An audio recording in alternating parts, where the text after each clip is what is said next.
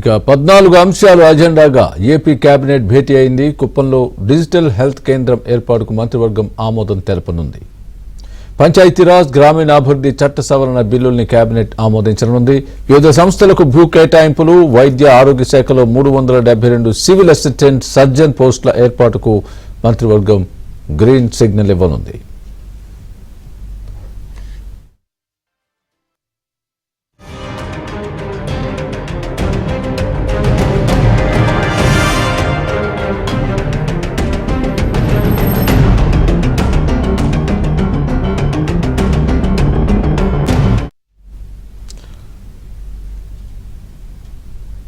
AP cabinet భేటీ కొనసాగుతోంది. ఇదే అంశానికి సంబంధించి పూర్తి అప్డేట్ మా ప్రతినిధి సత్య లైవ్ లో అందిస్తారు.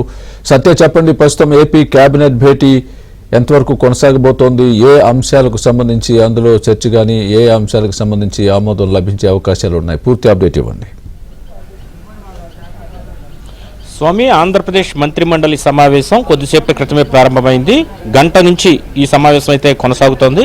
ముఖ్యమంత్రి చంద్రబాబు నేతృత్వంలో జరుగుతున్న సమావేశానికి డిప్యూటీ సీఎంతో పాటు మంత్రులందరూ కూడా పూర్తి స్థాయిలో హాజరయ్యారు. ఈ కేబినెట్ సమావేశాల్లో పలు కీలక అంశాలపై ఈరోజు చర్చ జరగబోతుంది. మొత్తం 14 అంశాలు ఎజెండాగా కేబినెట్ సమావేశం జరుగుతోంది. దీంట్లో ప్రధానంగా పంచాయతీరాజ్ శాఖలో కీలక సంస్కరణలకు ఈ కేబినెట్లో నిర్ణయం తీసుకోబోతున్నారు.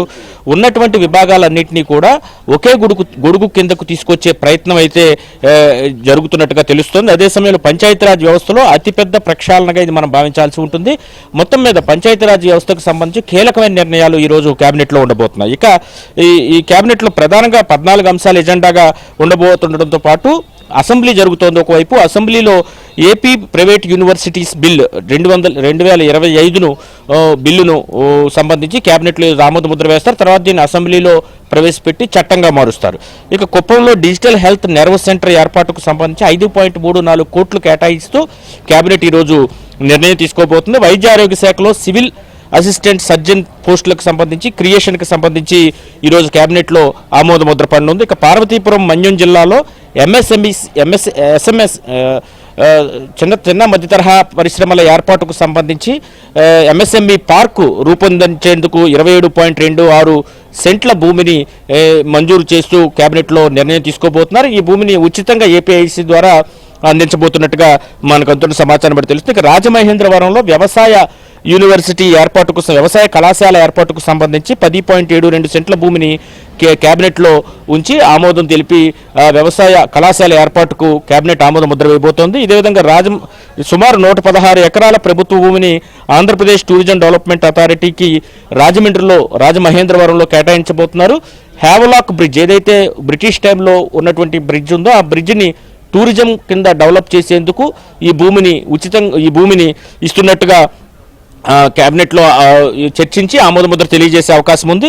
ఇక కాకినాడ టూరిజం అభివృద్ధికి సంబంధించి టూరిజం డిపార్ట్మెంట్కు 115 ఎకరాలను భూమిని కేటాయించే అంశంపైన కూడా ఈరోజు కేబినెట్లో చర్చించి ఆమోద ముద్ర వేయబోతున్నారు. ఇక ఆంధ్రప్రదేశ్ టూరిజం అలాట్మెంట్ పాలసీ 2024-2029కు సంబంధించి కూడా ఈరోజు కేబినెట్ ఆమోద ముద్ర వేయబోతుంది.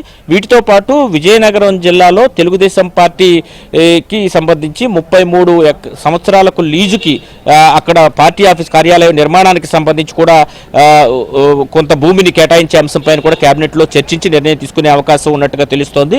ముఖ్యంగా పంచాయతీరాజ్ శాఖకు సంబంధించి కీలకమైన నిర్ణయాలు ఈరోజు కేబినెట్లో ఉండబోతున్నాయి. దీంతో పాటు టూరిజంకి సంబంధించి పలు భూములు కేటాయింపుకు సంబంధించి కేబినెట్లో కీలక నిర్ణయాలు తీసుకోబోతున్నారు.